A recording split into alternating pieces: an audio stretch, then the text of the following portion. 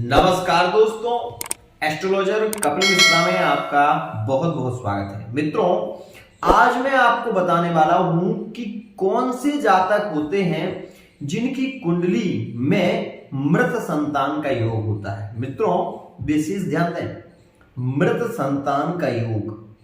कई लोग ऐसे होते हैं जिनकी कुंडली में नपुंसक योग बन जाता है और नपुंसकता के कारण वो विशेष रूप से अपनी पत्नी के साथ में भी बहुत ज्यादा सुखी नहीं होते। ध्यान दें, वो बहुत ज्यादा सुखी नहीं होते और स्थिति ऐसी बन जाती है कि पत्नी उन्हें नकारने लगती है या फिर विशेष रूप से उनके ऊपर बहुत ज्यादा प्रेशर होता है, जिसके कारण शर्म से उनकी आंखें झुक जाती हैं। मित्रों, विशेष ध्यान दें, यह वीडियो उन सभी लोगों के लिए है जो विशेष रूप से निराश हो रहे हैं। उन्हें क्या करना चाहिए, क्या उपाय करना चाहिए जिससे कि वह बहुत ही शीघ्रता से पुरुषत्व को जागृत कर पाएं और अपने जीवन में एक सुखद जीवन जी पाएं।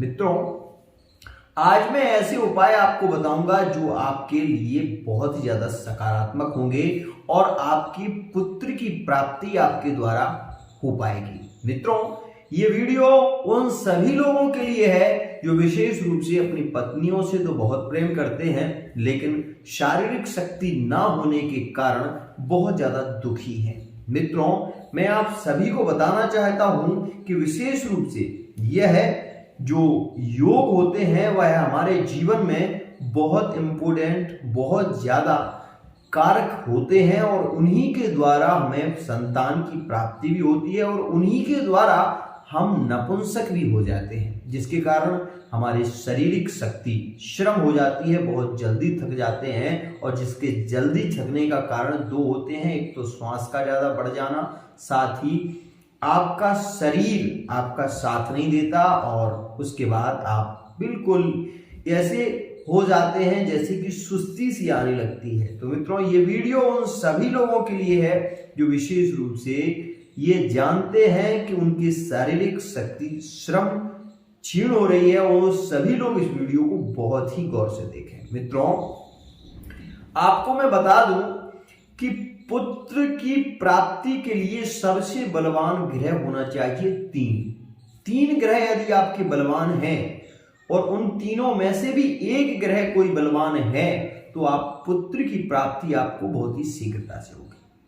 एक और खास स्थिति बता दूं, लोग कहते हैं कि शुक्र को बलवान बनाइए जिससे आपके संबंध अच्छे होंगे। मानता हूं इस बात को कि शुक्र को बनाना चाहिए, लेकिन क्या आपको पता है कि शुक्र ग्रहों की दृष्टि में एक स्त्री प्रधान ग्रह माना जाता है, जो कि विशेष रूप से स्त्री नपुंसक ग्रह है। स्त्री नपुंसक ग्रह है और बुध पुरुष नपुंसक ग्रह है और शनि पुरुष नपुंसक ग्रह है। ये तीनों के तीन ग्रह नपुंसक हैं। तो मित्रों, आप ये मुझे खुद से बताइए, क्या ये ग्रह बलवान होंगे तो आप पुत्र की प्राप्ति कर पाएंगे? संभव नहीं है। क्यों? क्योंकि इन ग्रहों के बलवान होने पर भी आप संतान की प्राप्ति नहीं कर पाएंगे। तो आपको कौन से ग्रह बलवान होना चाहिए? सबसे पहले स्थिति में है सूर्य। आपका सूर्य कम से कम 12 डिग्री से ऊपर होना चाहिए। दूसरी स्थिति, आपके गुरु की डिग्री कम से कम 5 अंश से ऊपर होना चाहिए। मित्रों, तीसरी स्थिति और बहुत ही खास स्थिति होती है कि आपका मंगल सबसे ज्यादा मजबूत होना चाहिए। तो आप ये मान लीजिए कि आपके पुत्र की प्राप्ति के योग बनेंगे, आप निसंतान नहीं होंगे। साथ ही मैं आपको ये भी बता दूं कि वो क्या कारण होता है जिसके कारण विशेष रूप से पुरुषों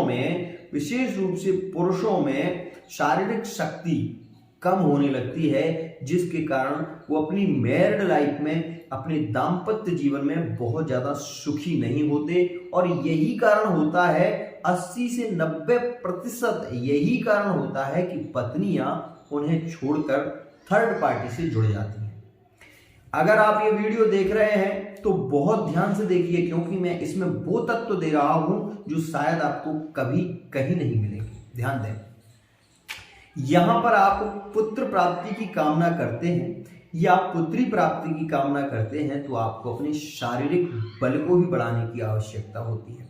सबसे पहले मैं उन सभी पुरुषों से कहना चाहूंगा, प्रत्येक दिन एक लौंग अवश्य ही, प्रत्येक दिन लौंग आपके लिए बहुत ज्यादा महत्वपूर्ण है। क्यों? क्योंकि लौंग मंगल का कारक ग्रह के रूप में और लौंग से पुत्र प्राप्ति के योग भी बनते हैं, इस बात को समझें। तो थोड़ी सी लौंगें लेकर और पान के साथ में रखकर मित्रों भगवान शंभू के मंदिर में जाकर 12 बार महामृत्युंजय मंत्र पढ़ें और वो लौंग आप लेकर आए, पान वहीं पर छोड़ के आए, लौंगे लेकर आए। 10 से 20 लौंग ले जाइए। भगवान शिव को एक वेद भी है भगवान शिव के आधार पर जिसे हम कहते हैं आयुर्वेद। मित्रों पूरा आयुर्वेद जो सिद्धांत है भगवान शिव से संबंधित है और आयुर्वेद में जड़ी बूटी रहस्य है। आपने सुना हो या ना सुना हो, राजीव दीक्षित को यदि आपने सुना हो तो वो विशेष रूप से बाण भट्ट जो थे उनके ग्रंथों का अध्ययन करते थे और मित्रों वह भी आयुर्वेद से थे। तो मित्रों आयुर्वेदिक यह एक बहुत ही खास स्थिति है। अगर आप भगवान शिव की जो जलहरी होती है वहां पर ये लौंग रखकर और 12 बार महामृत्युंजय मंत्र पढ़कर वो लौंग लेकर आए और मित्रों आप अपने घर में रखें। प्रत्येक सुबह एक लौंग आपको ऐसे ही अपने मुंह में रखना है, उसको चबाना है, उसको चूसना है और मित्रों उसके बाद यदि आप उसको खा नहीं सकते तो मत खाइए, लेकिन उसको निकाल कर मित्रों एक ऐसे स्थान में रख दीजिए जिससे वह बर्बाद भी ना हो और मित्रों किसी ऐसे सुरक्षित स्थान पर रखते जाइए। मित्रों आप ये देखेंगे कि आपकी शारीरिक बल भी बढ़ जाएगा, साथ ही आप में वो शक्ति आ जाएगी जिससे आप अपना जीवन अपने पार्टनर के साथ में बहुत ही शीघ्रता से और बहुत सरलता से अपने आप को मजबूत महसूस कर पाएंगे।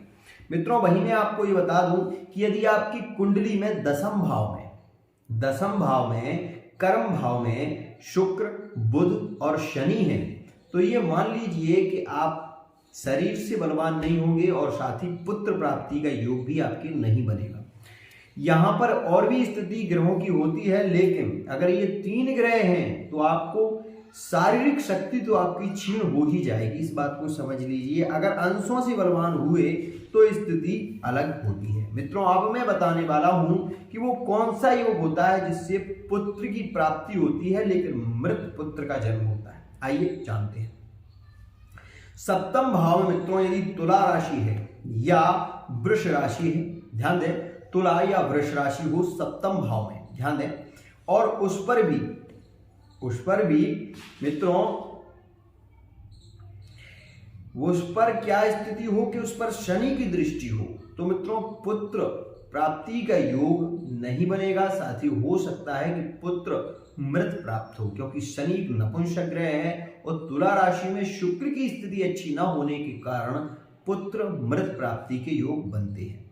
वहीं मैं आपको बता दूं कि विशेष रूप से यहां पर तुला राशि में शनि उच्च के भी होते हैं, इस बात को भी समझें, लेकिन शनि की स्थिति वहां पर दृष्टि हो और शुक्र अस्तिक स्थिति में हो तो मित्रों पुत्र प्राप्ति का योग नहीं बन पाता। वहीं मैं आपको बता दूं कि शनि के साथ में राहु की यदि युति है, यदि युति राहु के साथ में है, पंचम भाव में है तो पुत्र मृत प्राप्त होगा या पुत्र का जन्म ही नहीं होगा।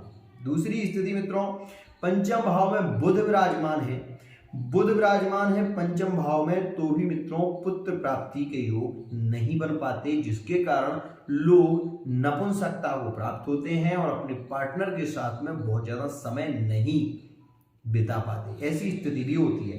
साथ ही मैं आपको ये बता दूं कि विशेष रूप से मित्रों शनि और गुरु ये 2 ग्रह होते हैं जो कि बहुत ही शीघ्रता से योग भी बनाते हैं, लेकिन मित्रों जिसकी कुंडली में गुरु पंचमस्थ भाव में मौजूद हो और शनि की दृष्टि गुरु पर हो तो मित्रों पुत्र का जन्म तो होगा लेकिन ऑपरेशन से होगा, काट पीट कर होगा और मित्रों पुत्र बीमार भी बहुत होगा, ऐसी स्थिति भी समझिए। साथ ही मैं आपको बता दूं कि राहु और गुरु की युति है या फिर गुरु और राहु दोनों ही ग्रह पंचम भाव में है तो पहले पुत्र की मृत्यु होगी, उसके बाद दूसरा पुत्र जीवित होगा। ऐसी स्थिति ग्रहों के कारण बनती है। मित्रों खास समझिए, नवम भाव में कभी भी आप ये देखते हैं कि शुक्र बुध की युति है और सूर्य वहां पर नहीं है, तो ये मान लीजिए कि आपके जो दाम्पत्य जीवन है उसमें ज्यादा सुख की प्राप्ति नहीं होगी। लेकिन यदि सूर्य बलवान है, भले ही वह द्वितीय भाव में है,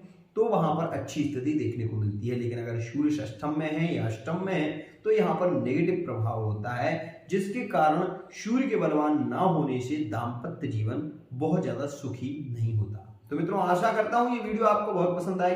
अगर वीडियो पसंद आती है तो चैनल को सब्सक्राइब अवश्य करें, साथ ही बेल आइकन को प्रेस करें। आज के लिए इतना ही।